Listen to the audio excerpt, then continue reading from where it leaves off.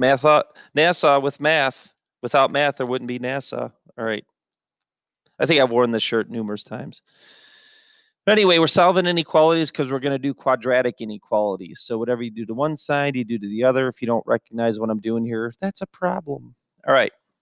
Now, here's the kicker with inequalities. I have divided by a negative. Oh no. In the other hour, I explained why this occurs. Fine, I'll do it real quick. You know, variables are just numbers, right? Shake your head. That means you're paying attention.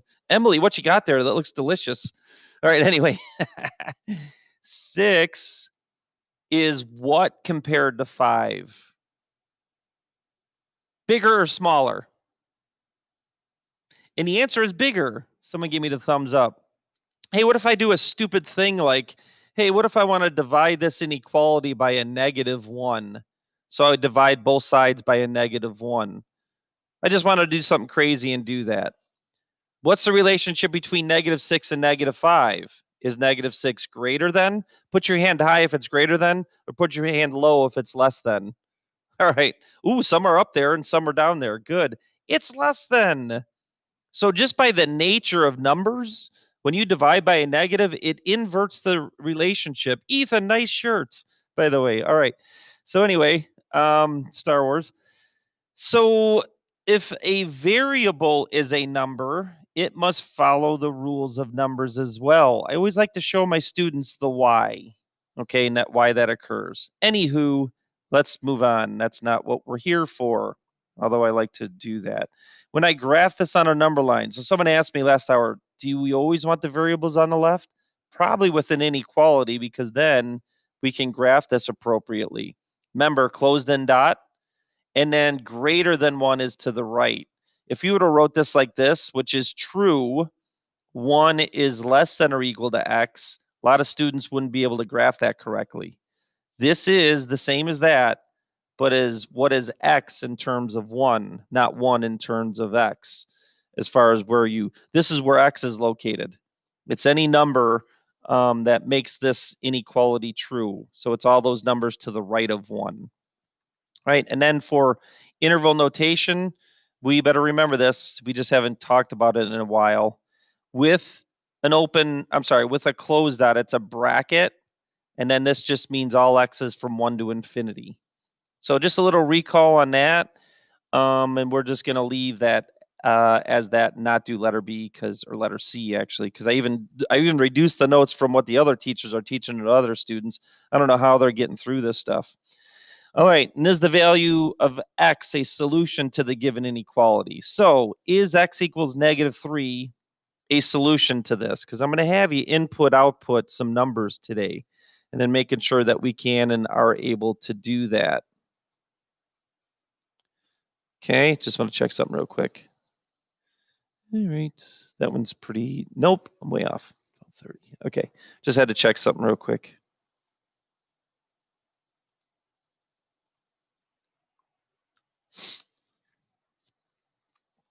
All right, so -3. Okay, the reason I want to cover this one is this. It's order of operations. To check if -3 is a solution for this, we got to plug in -3 in this particular way.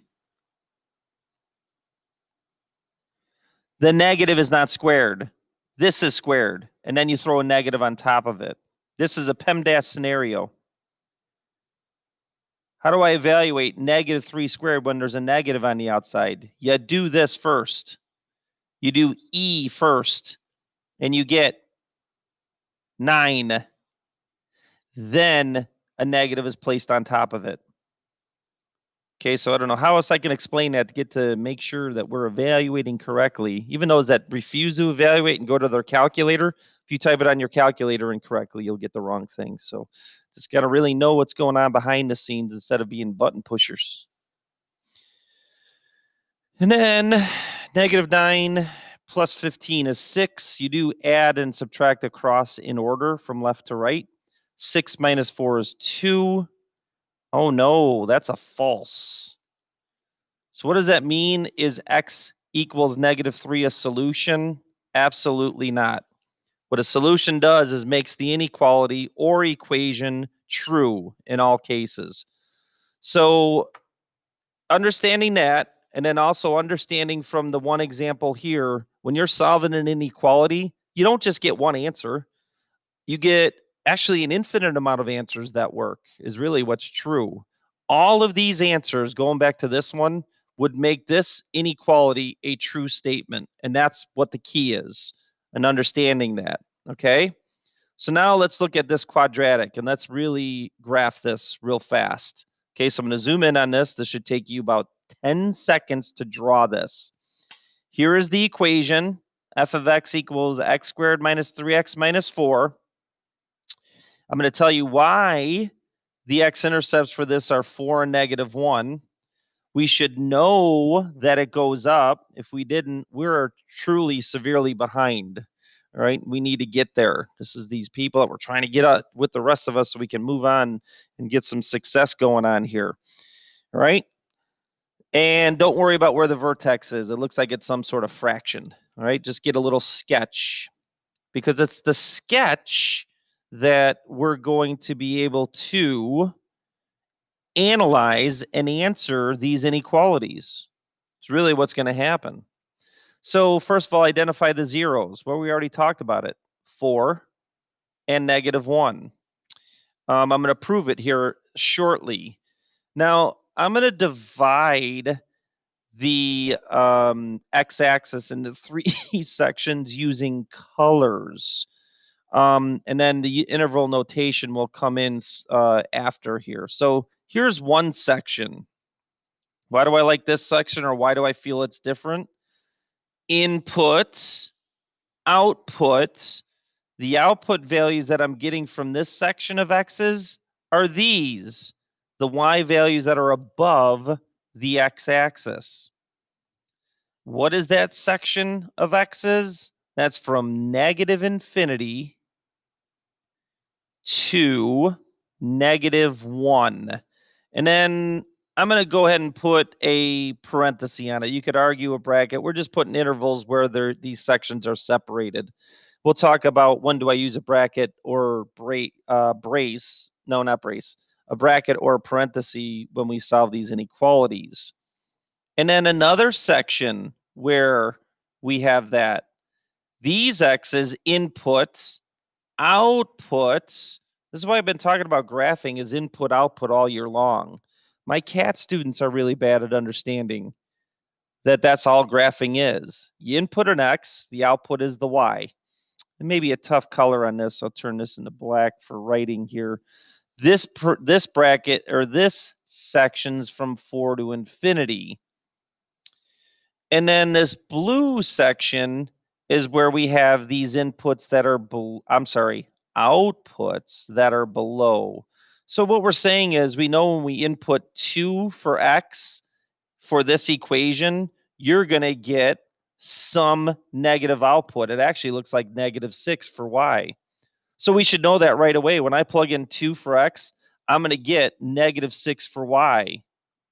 So where is 2 a solution? Is it for this one or for this one? We should already be thinking about that. You know, which inequality does that solve? Hey, hold up a finger. Is it first or second? So when I plug in 2 for x, which inequality does it satisfy? The first one or the second one? All right, we're getting quite a few people up there. 2, yeah. So it satisfies this equation, the x value 2, because when I plug in 2 for x, the graph is telling me I get negative 6 for y.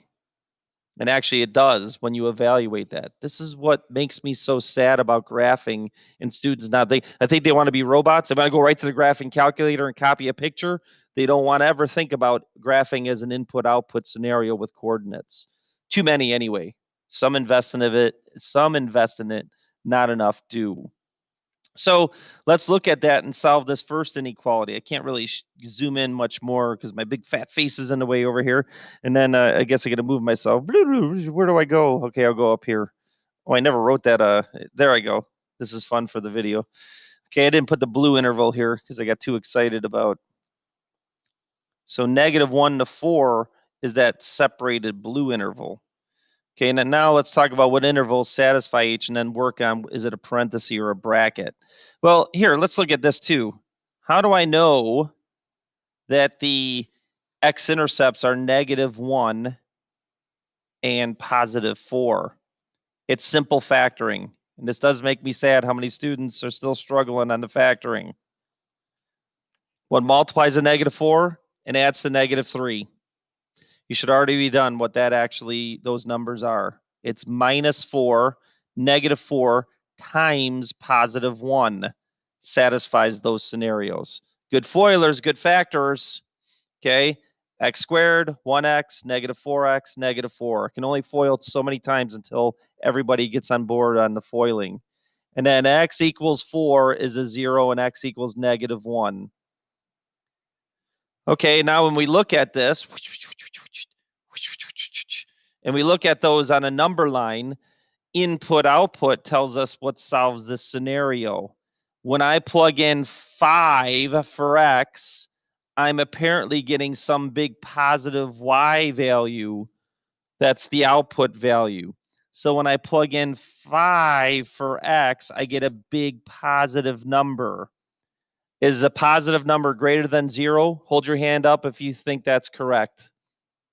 That is why this is part of our solution set. All of these x's create positive output values that are greater than 0.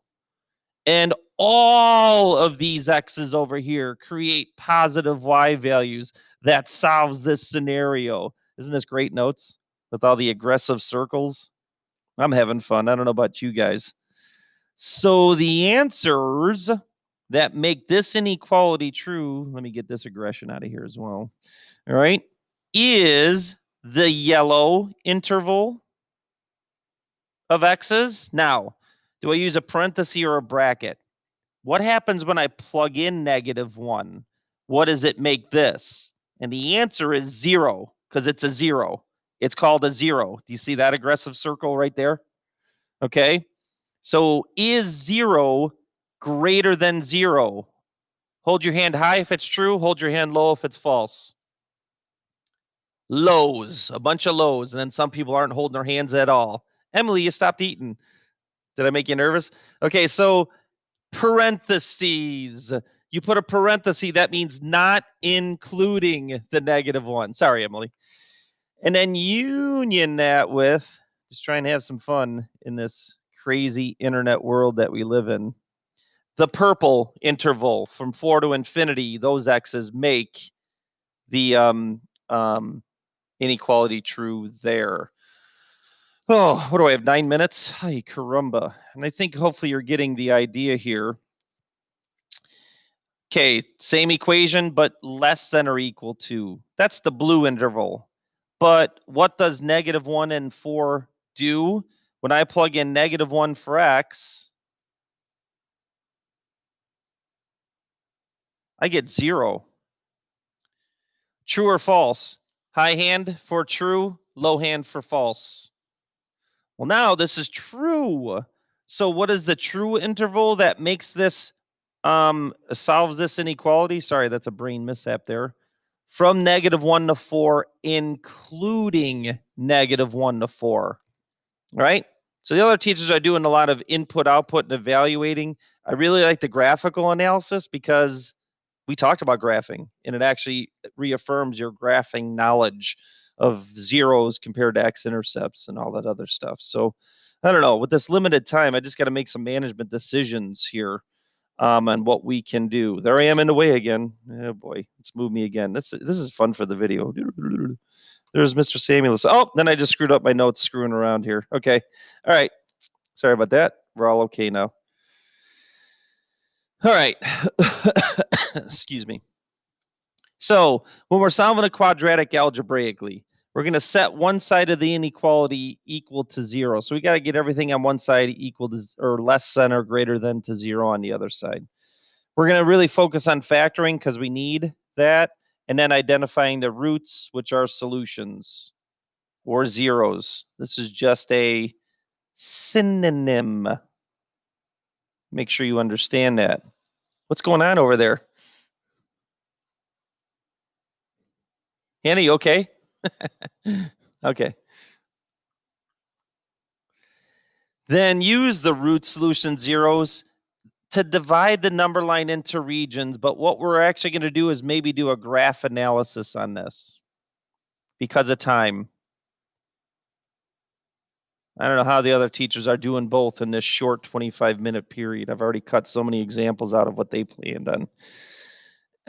We're going to test each region, but I think we can do this through input-output analysis of the graph if we were going to graph it. And then for sure, write the answer in interval notation at the end. So here's your little roadmap, I guess you would call it, for how to do this stuff. Give you like one more minute. I'm actually about 2 or 3 minutes faster than last hour, so we'll definitely be able to get 2 examples done here. 10, 9, 8, 7. By the way, I'm taping this. 6, 5. You can go ahead. 4. Watch the video. 3. Get this part of the video. 2, 1, and then write this down later. Boom. We're moving on. There I am in the way again. Okay. All right. And I'm not doing that example over there anyway because of time. Okay. Solve this inequality. You can see that it's a inequality, and you can see it's a quadratic. So different than the very first example of the day. Solve this little linear inequality. And I got one nice little answer. Well, one nice little interval. More than one answer for sure. So first things first, subtract x from both sides, subtract 2. Next thing is this factorable? Come on, people. What multiplies the -2 and adds to -1? Give you a second to think about that. Ethan, I hope you got all this down. Hope you got an A triple plus in my class to see you not taking notes. All right, got your little mask on. So interesting, this E environment. I think someone put something in the chat. I hope they put -2 and +1. I forgot about the chat being a way that we can answer these questions. So -2 + 1. All right, what does that mean the zeros are? 2 and -1 when you use the zero product property. Now, I did say we were going to focus on maybe the graphical analysis part of this. The other teachers, what they're doing, they're putting 2 on the number line and -1, and then they're testing points. And I did this with the other hour. So we test in between -2 and 1. We test after negative or +2, and we test before -1, and we plug it into the inequality, and we see what's true and what's false, and then we write the interval down of what makes this true. But I'm going to look at this graphically because of time. Hand high if it's up, hand low if it's down. What would this graph be? Would it go up or down? What kind of graph would it be? Hand high up, hand low down. Actually, I could have done fingers. That's right. Good job, Peyton. Sorry, couldn't grab the name real quick. Okay, so here's what I want you to understand. If I superimpose the y axis on here, it actually would be going right through the 0 right here. That's the y-axis. And this graph would look like this. It most certainly would. It would be going up like this. And then we could do the old input-output analysis here. If I were to plug in 0, by the way, if I plugged in 0, I would get -2. Is -2 less than 0? Hand high for true, hand low for false. Is -2 less than 0? Hand high for true, hand low for false. Okay, some people haven't lifted their hand once. Let me see. Sebastian, have you lifted your hands? Adrian, what are you doing over there? Mary, I just see a picture of a mouse. What is going on with some of these people? Okay, anyway, you would have got a true. So this is the interval that I input these x's. I'm getting negative output values, and negatives are less than 0. So I'm done with this one. The answer is this. From -1 to 2 for x is what makes this inequality true. Now, here's what's weird about this. I need parentheses around that. It looks like a coordinate, but it's not. It's interval notation for what x's work to make this situation True. And why is it parentheses? Because there is no equal to here. If I plugged in -1 into this equation right here, I would get 0 is less than 0, which is false. Okay, so that's why we have a parenthesis there. I really want to reiterate that. Then the last one, I guess, for the, I should do number 4. I don't know how these teachers are doing. I think they're just going blah, blah, blah, blah, blah, blah. All right, and then their kids' heads are spinning right now. Subtract 5x. Add 2. Less than or equal. You know what? I'm going to change this one. Just change it, change it, change it, change it. Change it to a greater than or equal to. And then that just makes this greater than or equal to. Just do it. Just do it. Nike. Okay. So I want to change it that it was greater than or equal to the start because I just want a little different scenario here. Alrighty then. Okay, so I know some of us are stuck on this MA method. M equals 4, 2 times 2. Where'd you get that from? Chapter 3. I'm sorry, chapter 2. Relook at my calendar in chapter 2 and all those videos. All right. And then what multiplies to 4 and adds to -5? Got no time for this. -1 and -4. Multiply to 4 and add to -5. Make this plus a negative. Group. Take out an x. Group. You must take out a -2 because these should be equal. I'll highlight those real quick. All right. And then the factorization of this is 2x minus 1. Don't go anywhere. Some of you showed up late anyway. And I think the clocks are fast here too. So the zeros are x equals a half and x equals 2. So here we are reviewing some basic factoring. I'm going to put those on a number line. Actually, I'm going to put them on a coordinate plane. Because because of time, I really can't, input output's great. This is what this would be for the graph. By the way, hand high for up, hand low for down, or finger up or finger down. What would this graph be doing? Would it be going up or down? Finger up or finger down? Still see a picture of a mouse? There you go. Nice. All right, good. All right. And then, yes, it's going to go like this. So now input output, this is why I flipped the inequality for the beginning of the question. Again, I just changed the question. It wasn't any reason for, I just wanted to change it so we had different look here. Oh, okay. So when I plug in 3, 4, 5, or 6, I'm getting this, this, this, and this as an output value. These are all positive output values. And when I plug in 0, heck, when I plug in 0, I get 2. 2 is greater than 0. True. This, and this. I'm getting this, and this as output values. Positive output values are greater than 0. So the intervals that make this work are these. Those are the x values that make the inequality true. So that's what I'm going to put here.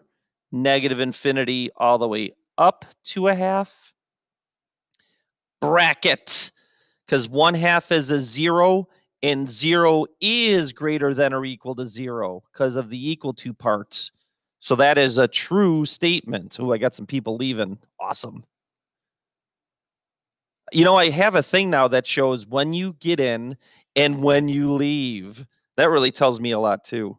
All right. Tells me a lot about the commitment and, I don't care. Time's up. I don't have to listen to the rest of this. All right. All right. I'll leave you on that note as I make those mental notes of things going on in this class. Okay. So on the calendar, we got an assignment. And it is a worksheet scenario. I'll go ahead and throw that real quick, and I think it's there. Come on, you can do it. Talking to the computer. There she is. Okay, so it's right there. October 21st. Got it. See yous. Thanks for staying, those that stayed. I know who you are.